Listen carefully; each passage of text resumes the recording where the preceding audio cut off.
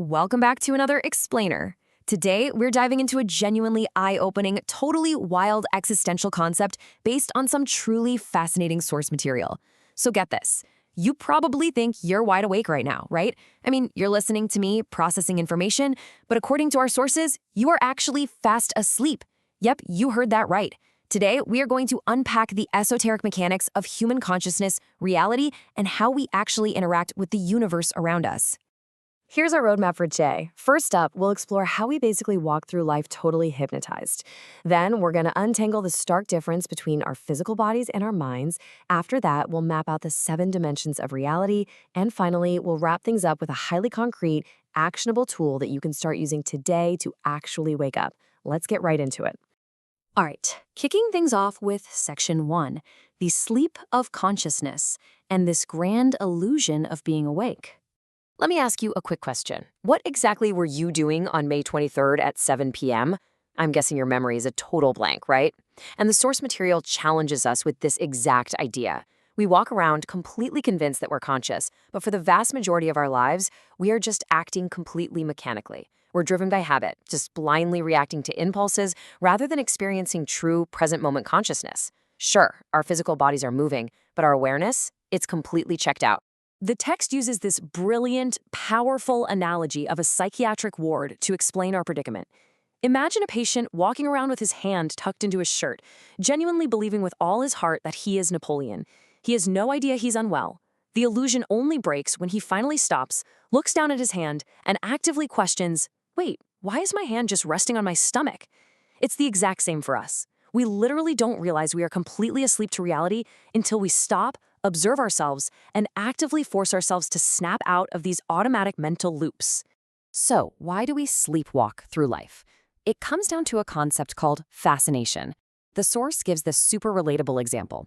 Imagine someone buying a massive, brand new flat-screen TV.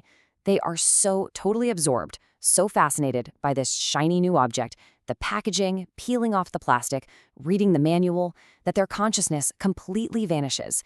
They might even aggressively snap at a kid who just tries to touch the remote. They're acting entirely out of this hypnotic absorption, and in that moment, they have completely forgotten who they really are.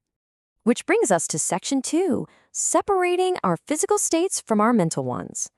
The really fascinating thing here is that these states operate totally independently of each other. Think about it.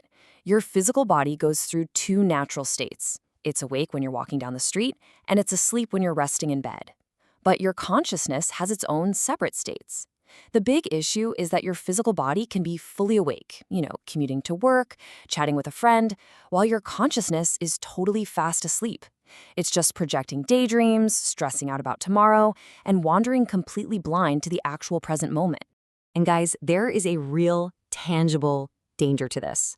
If your consciousness is asleep while your physical body is awake, it's going to stay exactly that way, asleep and vulnerable when your body finally goes to bed. The source material warns that during physical sleep, an asleep consciousness just wanders aimlessly. It keeps projecting the exact same fears, the same arguments, and the same mundane habits into its dreams. This leaves you completely open to external manipulation. And honestly, you end up missing out on the sheer vastness of what you could actually be experiencing. So, where does that sleeping mind actually go? Let's get into Section 3, navigating the 7 dimensions, and look at the existential mechanics of reality itself. Think about how perception scales up. Take a mosquito, for example. Existing in one dimension, it really only perceives linear sensations like heat or cold. Then you have a fish moving through water, which perceives reality across 2 flat planes. And then there's us. We humans exist in the 3rd dimension. We perceive depth, height, width, and we have this amazing capacity for complex reasoning. But here's the kicker. The source emphasizes that reality absolutely does not stop at the 3rd dimension, not even close. Even Albert Einstein gets a shout out in the text to prove this point. His famous equation, E equals mc squared, is actually framed here as the mathematical bridge to the 4th dimension. This 4th dimension is described as the astral plane, the literal realm of time. And this is the exact region where your consciousness travels every single night the moment your physical body hits the mattress. And the physics over there, they completely change. In our everyday physical 3D world, we're bound by 48 really rigid laws, things like gravity and atomic cohesion, meaning you can't just casually shove your hand through a solid brick wall. But in the fourth dimension, the astral plane, you're governed by only half as many laws, just 24. Because matter is so much less dense, things like levitation and walking right through walls become entirely possible. Have you ever had one of those incredible dreams where you were flying? Well, the text suggests that wasn't just your imagination going wild. That was your consciousness actually experiencing the literal physics of the fourth dimension. But it goes even higher than that. As consciousness expands and matter becomes less and less dense, we can theoretically navigate all the way up through the dimensions. Beyond the fourth dimension of time, we hit the fifth dimension of eternity, then the sixth dimension, which is the causal matrix, reaching all the way up to the seventh dimension. The source describes the seventh dimension as the ultimate singularity, a single source atom, which is often referred to across various traditions as the One, or God. And this isn't just some modern, theoretical, New Age concept. The source text shares this absolutely wild historical anecdote. Back when Spanish friars came to the Americas, indigenous cultures actually showed them how to access these higher realms. The indigenous people would prepare a special drink, gently guide the friars to consciously leave their physical bodies, and literally take them into the fourth dimension. The friars allegedly conversed directly with angelic beings, and they woke up the next day completely shell-shocked by a reality they had absolutely no idea even existed. Okay, so how do we actually navigate all this? How do we stop being total zombies? That brings us to Section 4, the sole key to wake up and taking back control of our consciousness. Here is the ultimate secret. You can't just magically decide to wake up while you're in the middle of a dream. It doesn't work like that. You have to awaken your consciousness here and now, in this physical 3D world first. If you can stop being a zombie in your everyday physical life, your consciousness will naturally and automatically wake up the moment it crosses over into the astral plane at night. To pull this off, the source introduces an incredibly powerful technique. In Spanish, the acronym is SOL, Sujeto, Object, Lugar. In English, that translates perfectly to subject, object, and location. This is a moment-by-moment reality check specifically designed to snap you completely out of your hypnotic fascination with the world. Let's break down exactly how to use it. Step 1 is the subject. As you go about your day, you need to abruptly hit pause and ask yourself, who am I right now? And don't just answer with your name. Physically observe your own body.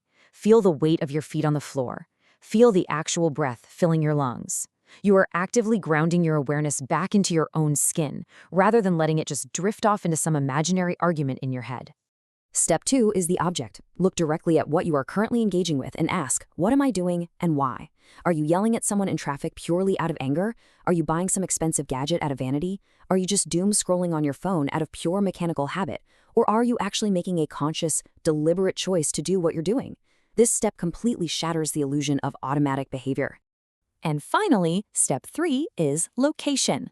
Look around your environment and ask, where am I? And here is the really fun part. The text says you must literally test your reality. Remember, your asleep mind creates extremely convincing dreams. So observe your surroundings super closely. You might even want to do a little jump just to see if you float. If you hover in the air, congratulations, you've just realized you're in the fourth dimension. If you land on the ground with a thud, well, you're safely grounded in the third. Now, mastering this SOL technique absolutely requires continuity. You have to practice it moment by moment every single day. The text heavily emphasizes doing this exact reality check right as you are drifting off to sleep. If you can build this continuous habit of true presence while your body is physically awake, your mind will habitually perform the exact same SOL check while your body is asleep in bed. And boom, you instantly wake your consciousness up inside the astral realm. Which brings us to the end of today's explainer, and I want to leave you with a deeply provocative thought derived straight from our source material. You've been hanging out with me, processing all this information, listening to my voice, but are you absolutely certain you're awake right now? Or could you be dreaming in the fourth dimension at this very moment? Right now, pause. Feel your body. Observe exactly what you're doing. Look around the room. Do the SOL check and find out for yourself.